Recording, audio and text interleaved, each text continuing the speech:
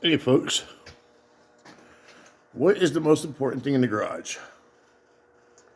The first aid cabinet. We have the tourniquet. We have saloon wash. We have the oxygen hose. We have the regulator for the oxygen tanks. We do have an oxygen tank in here. We have solutions for the nebulizer. We have medications. We have aspirin, Tylenol, nitroglycerin. There's our tapes. This is lidocaine, 4x gauze, inhalers. We have an O2 tester, round gauze, 4x, band-aids, finger band-aids, more band-aids. Then we have some ABD pads and some creams. Why is it important to have this? Well, it's a garage. And there's always a strong chance of somebody getting hurt. Not everybody's first aid kit in the garage is going to be anything like this. But it is a very good thing to have.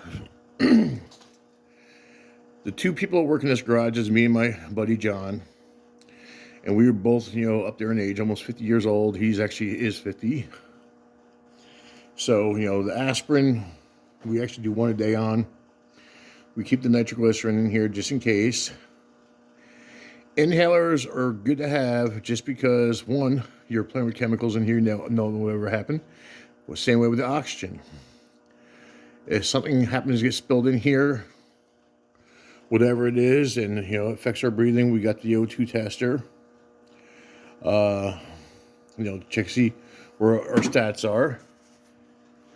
We do have a blood pressure cuff in here. It's not in here.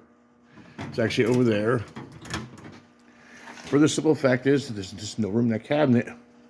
I actually have another cabinet I need to put on this wall for that. We got the fire extinguisher there. This is our hand washing area. I am going to get one of those glove boxes and put it here on the wall also. But first aid kit is really important to have in the garage. That should be one of your first few things you put in the garage. And just because of 9 million ways to get hurt. But I forgot to do a short video, folks. There you go.